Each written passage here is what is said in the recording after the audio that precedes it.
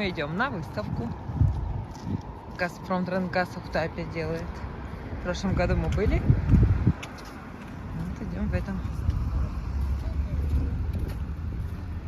Вот стояночку. Мы тогда с Аней тоже тут велосипеды оставляли.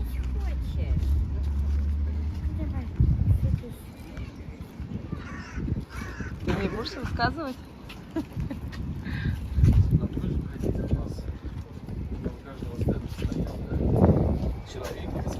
Да. Модуль спаренных регуляторов давления с отсекателем потока газа Лорд ВД. Передвижной автомобильный газовый заправщик. ПАГЗ.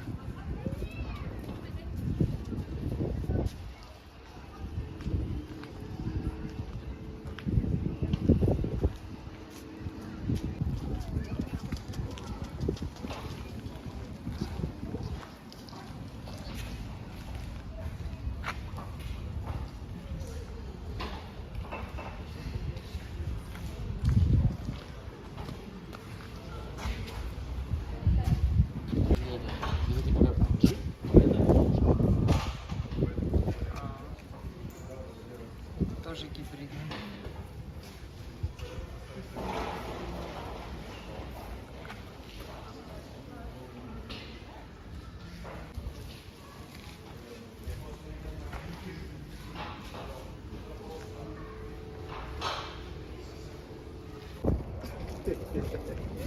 Вот блок какой-то подготовки газа.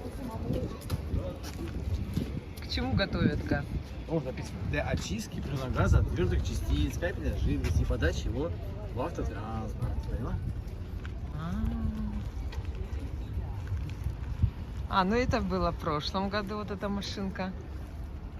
Она зимой убирает снег.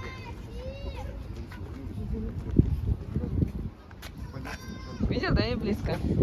Видел я близко? А в том году же мы с тобой смотрели, правда, да?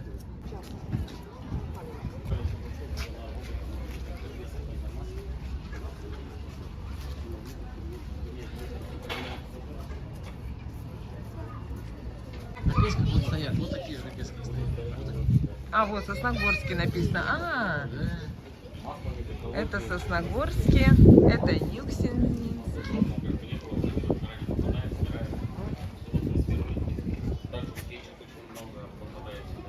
А тут что? Здравствуйте. Здравствуйте. Почему сейчас решили ставить полностью российские агрегаты? Магнитом подвесить. Выгодно ли на магнитном подвесе ставить? А? Выгодно ли на магнитном подвесе ставить? А почему не выгодно? Можно поискать. 4 магнита у нас. Нет, почему они? Все электроэнергия, если раньше на турбодотам перезапускался агрегат, то на сегодняшний день его электропривод у него типа стартера. Запускается агрегат, кнопки разгоняются до определенных. Вот беговик запускается ТНД, создает давление и раскручивает уже там.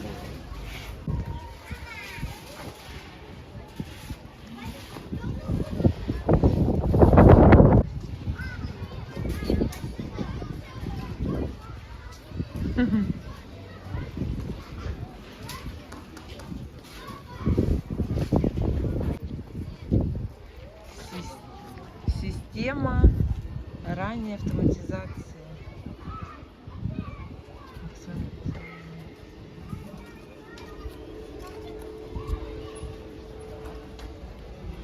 О, Господи, что это такое? Да, пожалуйста. Ага. То есть это контроль давления за шарами. То есть в случае давления подсела, приходит звуковой сигнал вот на датчик, предупреждает работника, что необходима подкачка. А это у нас газоанализатор. То есть мы работаем в траншее, но труба как-никак закопана в земле. То есть мы откопали траншею, установили вот этот газоанализатор. И не надо постоянно ходить с газоанализатором где-то. Он будет постоянно, то есть на всей протяжении всего времени. Точно так же получается загазованность. Пришел сигнал на датчик. Датчик произвел звуковой сигнал, предупредил, работу приостановили для выяснения причин. Так, полностью анализ все давление, загазованности там, на протяжении 40 часов, к примеру, потому что у них аккумулятор хватает 40 часов. То есть не надо вести журнал, писать это все. Он все просто в компьютере набрал, манометры. Он полностью тебе расшифровка давления на протяжении там 2-3 дней. Также загазованность. Когда была загазованность? То есть это супер новое. А это у нас световая башня. Аварийный. Ну, 5 метров пуском световой. Подключить розетку, генератор. Это генератор просто 220 вольт. Это обычный генератор, который в любом магазине.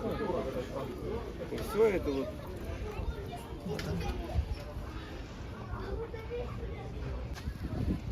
Газотурбинная установка.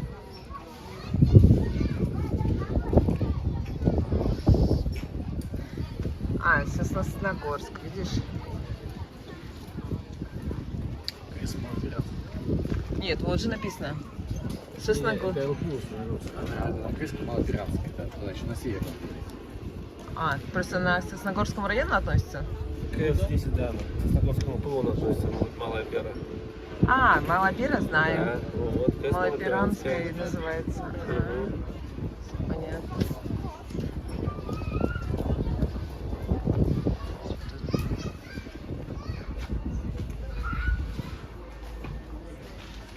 Крышка торца камеры сгорания, крышка колпачок, жаровая труба.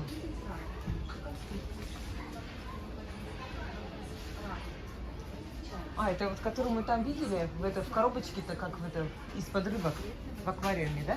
Ну да, там двигатель. Подожди, вот он.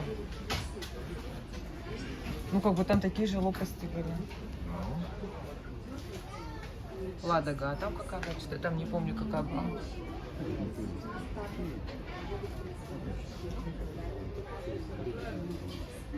Это вот эти, в которых на фотографиях, когда их много.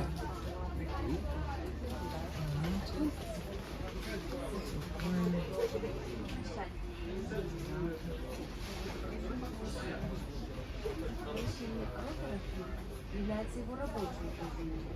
Поэтому полный никогда магнитный процесс воздуха должен ограничивать его.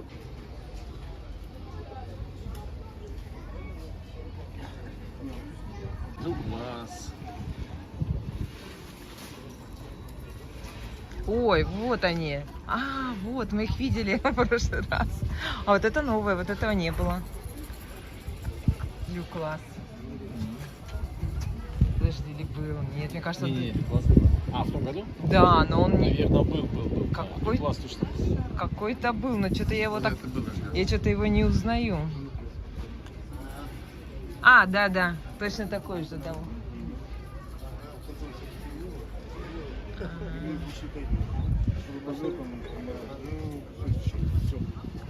Видишь, уже все, после дождей рыжики опять пошли.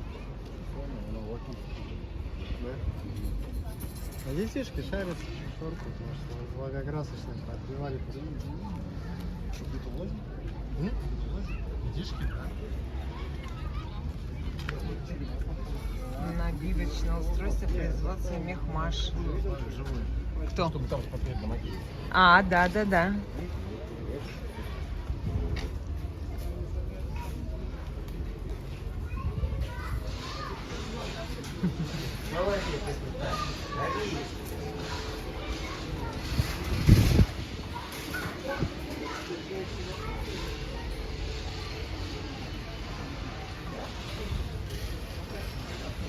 Где же на самолете ставят? Да. Прикинь, да, какие они тяжеленные. Что-то еще тут интересное.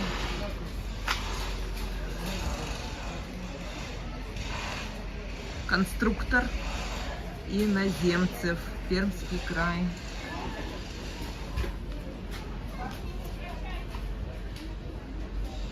Двигатель. 2018 год.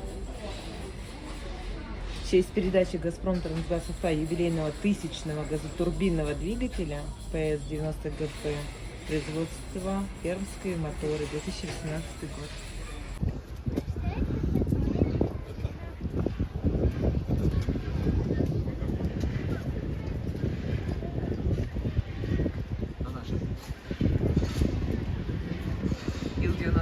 МиГ-31, Ту-134, Ту-124, Ту-4.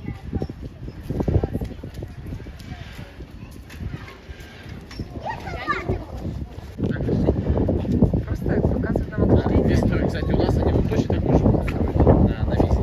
Видишь, инвесторы. Это они как бы занимаются ограждениями. У нас просто копия. Чисто они занимаются ограждениями. Строй — крупная строительная организация северо-западного региона России.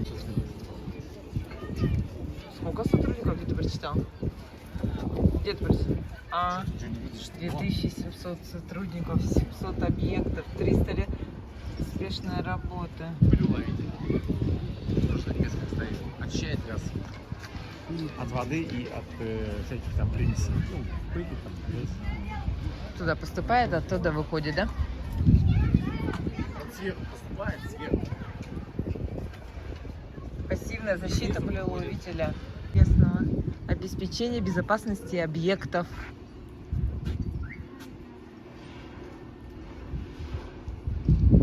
Что установлено, да? В каком количестве?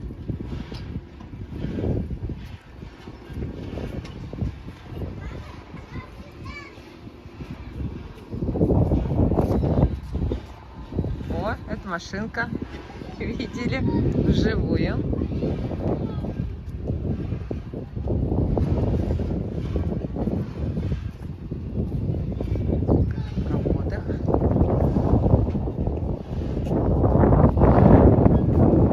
Техника для обслуживания газопровода. Газпром Трансгаз Ухта. И вот сегодня до 8 вечера. Сегодня последний день. 13 797 рабочих специалистов. Видишь, как вас много тут.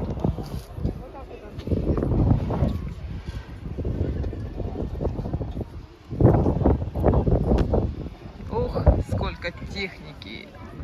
Ух.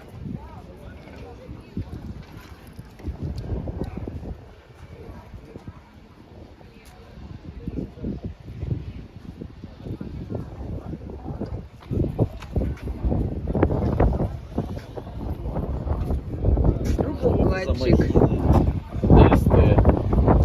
Раньше у нас только пачки были, только импортные. Да ты что? Да. Хамацу, Катерпиллеры. А сейчас импортозамещение идет. Это отечественно.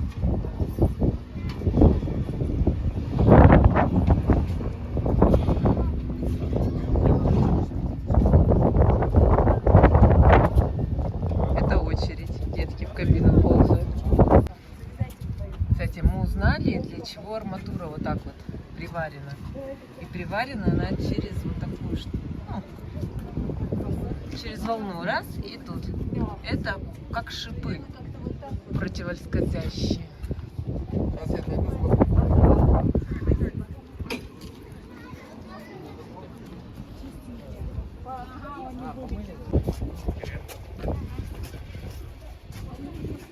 Видела, как много прокрутов. И ничего, голова не закружилась. Не скажешь.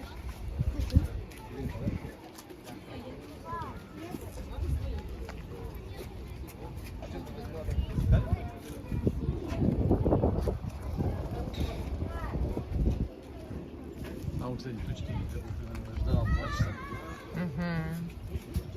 Хотя уже 23.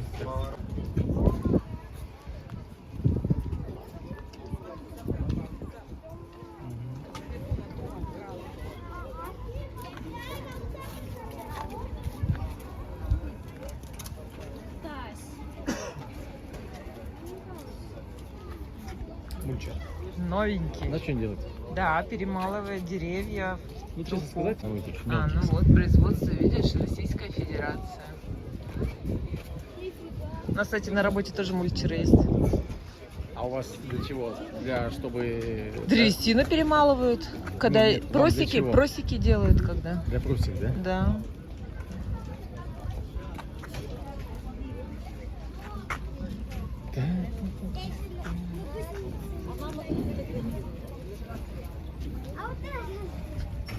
Она лапы вот этот комплект не выставляется и отжимается на лапах. О, тарелка. Сейчас с той стороны обойдем. О, мульчер с крюком. Вот у нее все таинство-то. Вов. Это сварочный аппарат. Сварщики отсюда подключаются и варят. Трубу? Угу. Да. Вот это каждый пост. На сварщик. Вот тут два параметра, на которые надо смотреть, когда сварщик варит. Это сила тока и напряжение. Сила тока у нас в амперах идет вот слева. И напряжение в вольтах. Вот это один пост на одного сварщика. После это вот это или вот это? Нет, вот. А, вот это? Да, то есть это на двух сварщиков. То есть это на 4 сварщика. Ничего себе. А 4 сварщика разве могут в этом месте сваривать? Да, вот большую трубу 1400. Они как раз и варят 4 сварщика. Да? Вот это один шов, 4 сварщика? Большую трубу 1400. Вот это новости для меня. И меньше нельзя. Да? Я думала, один всегда. Не, один варит только маленькую трубу, мелкий диаметр. Ничего себе. Там идет от диаметров. Чем больше диаметр, тем больше. Маленький диаметр один сварщик, потом больше 2 сварщика, 3, 4. Да. Можно сказать, на один стык большой трубы 1400 диаметр. Это вот которая там была на выставке, она есть 1400? Да.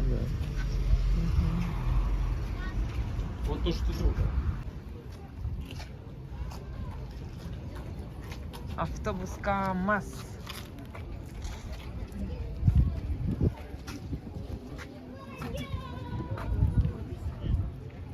Пойдем в автобус. Проедемся. Какая мощность там написано? 301 лошадь. 301 лошадь?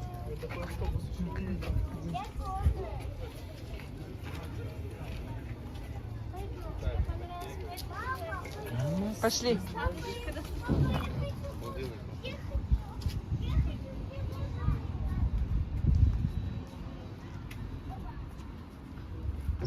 Ой.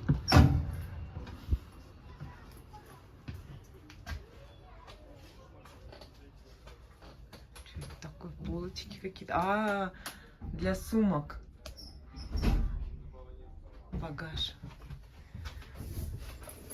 Ой, что тут у нас? Нет, туда нельзя. Туда нельзя. Свет. Тут можно даже вот Я его сразу не увидел. подключать. Вентилятор. Свет. А вот это что такое? В серединке. Не знаю, воздух дует, наверное. Пойдем. Подожди, еще вперед схожу. Тут еще полочки тоже. И тут полочки, все для багажного удобства.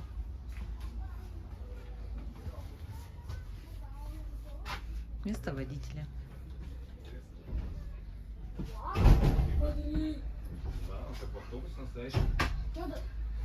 Так классно, да? Все для него. Я нет. Я еще не устал. Посидеть? Так, это что у нас? Сиденье тягач Урал.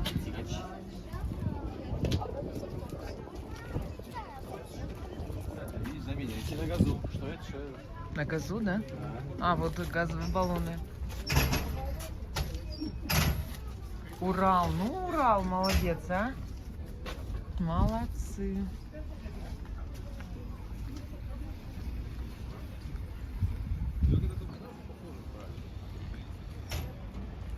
Ой, даже с номерами. Ну, правильно, они же приехали. Ой, автобус-то вон какой. Сзади.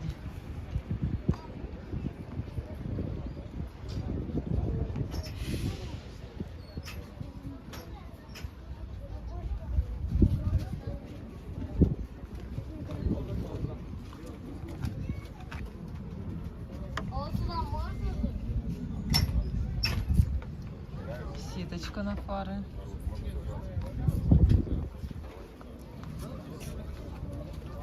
немножко, давай. Опа. Вторую ногу. Оп. Бабочка, хватайся. Сереж, подожди. Петрович вроде в прошлом году был. Ты помнишь? Что, не было? Не, я не помню, этот был именно или нет.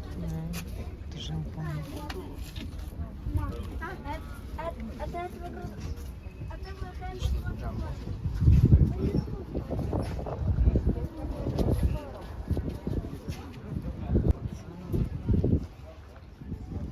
Урал. Рейтек инжиниринг.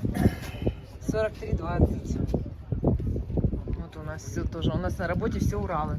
У вас? Угу. Ну, видимо, видишь, они сейчас как бы... Ну сейчас смотри, новшество. Таких сеточек. Такие были.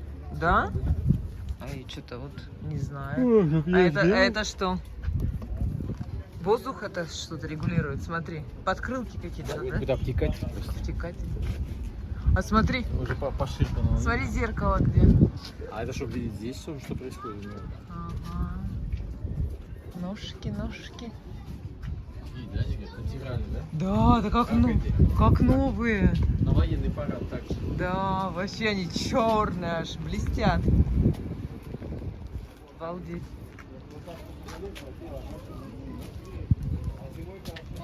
Бас. Это что-то, чтобы ну, не стукаться, да? Эх, Хуля с Димой. 35-й регион.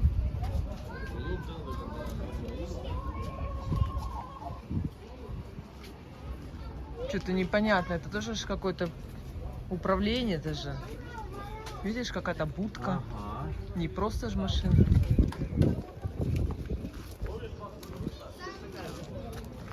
Автомобиль 7098 Z1 на шасси КамАЗ.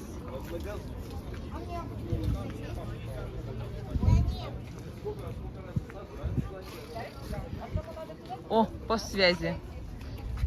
Лаборатория ПУР.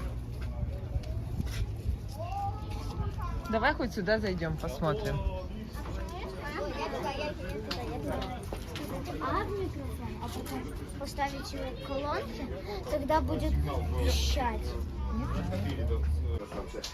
Это временная кабельная отставка для быстрого ремонта оптического кабеля. То есть, допустим, если у нас оптический кабель у нас проложен, к примеру, в земле, если его повредили, к примеру, при земных работах какой-нибудь техникой, ну, соответственно, его разорвали и соединить мы его уже не можем. То есть у нас запаса кабеля нет. Вот это как раз и есть тот самый запас кабеля. Мы с одной стороны кабель заводим в эту муфту, с другой стороны заводим кабель в эту муфту и ну, можем временно восстановить связь. Добрый день.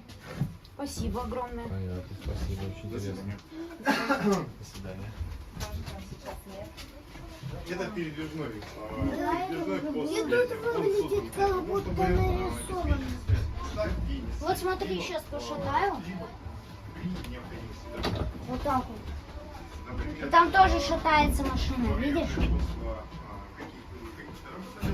Данный автомобиль может выехать на место, развернуть антенну, машину, которая находится в задней части автомобиля, и организовать связь. Связь можно организовать. Радиосвязь, там радиостанции лежат, можно попробовать. Пробовал? О, переговорно. Опачки. Что ж такая была? Все правильно. Да. Моторола. Хочешь попробовать? Держи. Умеешь пользоваться? Подожди, давай покажу как. Вот эта вот клавиша называется тангента. Нажимаешь на нее, загорается красная лампочка. И пока красная лампочка горит, говорить нужно вот сюда. Ну, вот сюда получается. А я прием как должна? Сейчас. Здесь эта кнопка находится вот здесь. То есть вот это можно положить. Ага. Вот. У вас микрофон надет, поэтому нажимайте на клавишу, чтобы здесь загорелось. Очень близко находитесь просто. Вот. Нажимайте на клавишу и можете говорить. Прием, как слышно я. Вот, мы вас слышим по... Класс. Очень хорошо слышим по Отвечай. громкой связи. У меня ухо чуть не... А у меня нет, у меня отлично. Вот. твоя очередь. Также есть стационарные радиостанции, установленные в той части, то есть можно то же самое сделать непосредственно из кузова автомобиля. А радиус действия какой? Радиус действия в зависимости от антенны, которая развернута в задней части КамАЗа. То есть совсем без антенны радиус действия до 1 километра. При максимальном, если максимально развернуть на 13,5 метров антенну, то радиус действия увеличивается до 15 километров. То есть в зоне 15 километров вокруг, в зоне радиусом 15 километров вокруг КамАЗа можно пользоваться радиосвязью. Кроме местной радиосвязи мы предоставляем доступ к городской либо корпоративной телефонной сети. Для этого используются вот такие уже радиостанции. Это тоже радиостанции, но они действуют как мобильный телефон. Допустим, можно позвонить, да. Мама, На, попробуй. я хочу Все, отвечаю. покачать и... Просто как мобильный телефон нужно приложить к уху, и уже будете друг друга слышать. Отлично слышу. Чуть-чуть мама. Чуть-чуть? А у меня хорошо слышно. Попробуй Я это. хочу покачать. Возможно, громкость просто настроена немного по-разному. Сейчас Все ходят, регуляторы крутят. Кроме всего прочего, в последнее время у нас появилась необходимость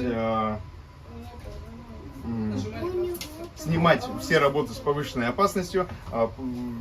Эта функция у нас реализована подобным способом, то есть сверху на КамАЗе на мачте установлена купольная камера, и мы можем непосредственно при помощи видео видеть, как производится работа, вести видеозапись, а также при помощи спутникового интернета передавать информацию по корпоративной сети. То есть у нас здесь установлено оборудование, все это передается в защищенном, зашифрованном виде. Кроме всего прочего, у нас представлено здесь место для монтажа оптоволоконного кабеля. Что такое оптоволоконный кабель? Оптический кабель состоит из вот таких вот волокон. Это волокно сделано из кварцевого стекла. То есть это стеклянное волокно. И передача информации осуществляется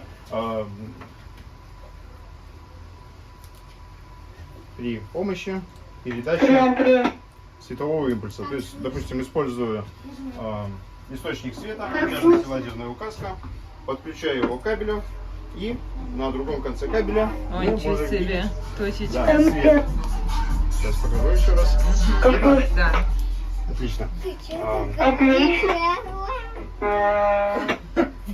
Само по себе оптическое волокно, оно прозрачное. Как я уже говорил, оно состоит из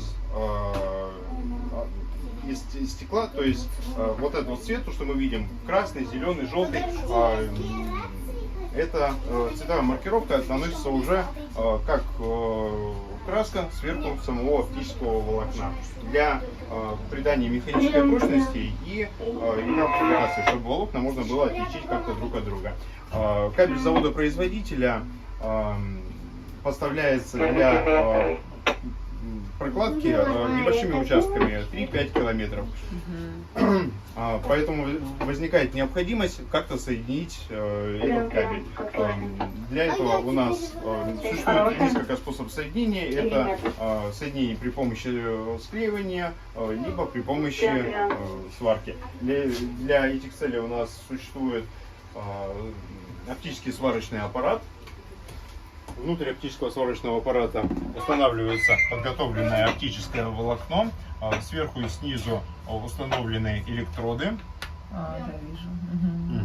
Между электродами возникает электрическая дуга. Оптические волокна, попадающие под действие электрической дуги, расплавляются и соединяются. Получается цельное волокно. Но этот сварочный аппарат, он не идеален. Мы специально попытались создать такие условия, чтобы было видно, что здесь на месте соединения имеются всякие вкрапления, пузырьки, трещинки. То есть вот как раз оператор, он должен наблюдать, чтобы никаких этих дефектов не было. То есть вот такое вот волокно, через него связь не пойдет.